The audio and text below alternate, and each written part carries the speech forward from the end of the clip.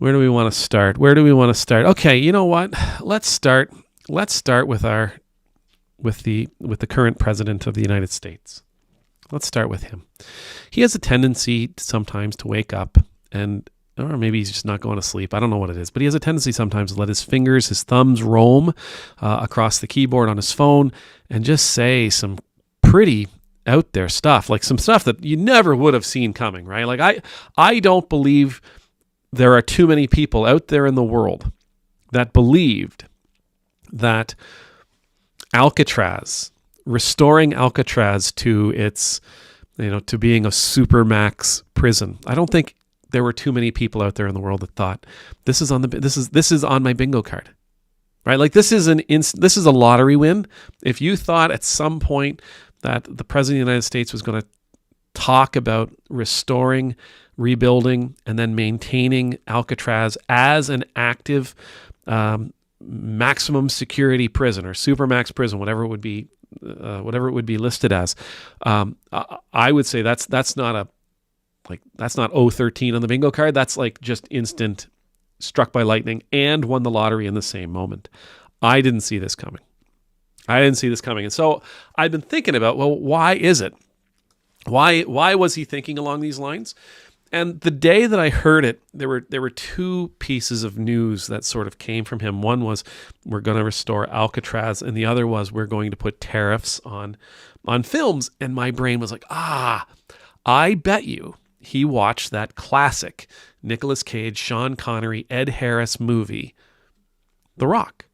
And because he was watching The Rock, he was like, I could make a movie like this. Oh, tariffs on movies. And, they're at Alcatraz. Oh, wouldn't Alcatraz be a cool place to be? Now, I'm not going to fully discount that theory, but I think I have an even better theory.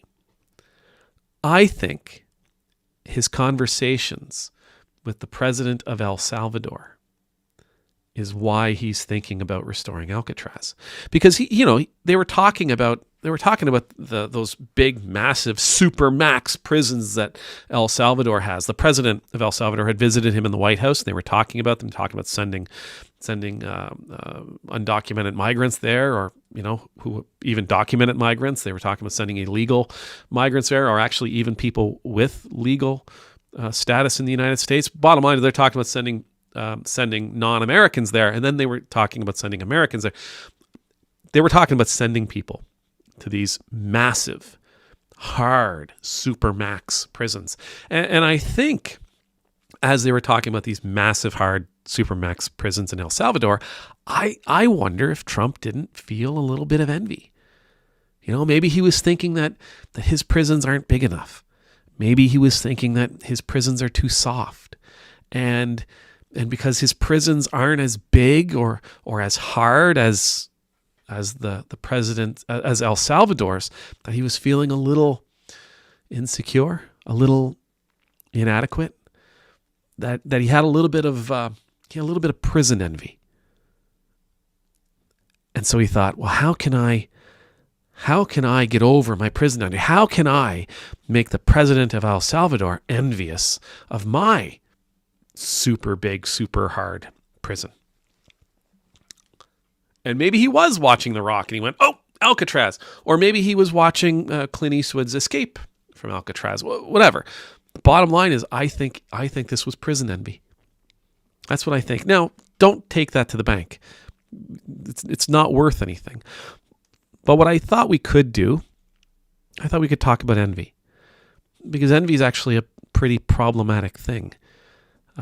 Throughout the Bible, envy is never something that's held up as a good thing. It's always something that people are warned about. It's always something that the reader is warned about, that the listener is warned about. It's something that, regardless of where it is in the Bible, whether it was a prophet who is speaking about this, or a historian, or an apostle, or Jesus himself, envy is always something that we are to be aware of and struggle against. Now, envy, the definition that I found that I love is envy is a feeling of discontented or resentful longing aroused by someone else's possessions, qualities, or luck, right? So it's not the same as comparing yourself or making comparisons, like looking at what somebody else has and saying, oh, that's nice.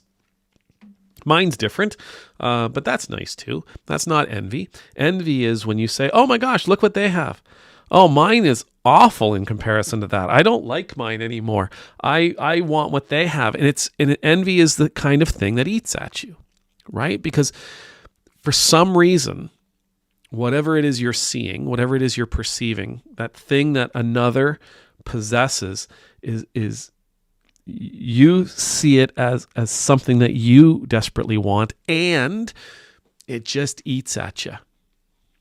It eats at you. And envy, by eating at you, leads you out of this moment. And it forces you to be looking inward the whole time. Envy takes us out of the world. It takes us out of the world. Whereas we are called by God to love others, whereas we are called by God to take care of others, to provide for others, where we are called really, where our lives are meant for the betterment of the world around us. Envy says, well, maybe sure, but first you got to look inward because you need that. You have to have that. That is the most important thing. Envy requires us to completely give in to our perfectly selfish desires. Envy will lead us to think that we must take care of ourselves first and foremost. Envy requires us to see ourselves in a light that we're not supposed to see ourselves in. We'll do wild and ridiculous things in order to satisfy the envy that we feel, because it's an awful feeling. It's a genuinely awful feeling. It's like a growling from the pit of our stomach saying, I need this to be fed. I need this to be fed. And the next thing you know, we're talking about doing wild and ridiculous things like, I don't know, spending $500 million rebuilding a crumbling prison in the middle of San Francisco Bay that costs $200-300 million a year or whatever it happens to be just to maintain, because we want to have a big, hard prison too.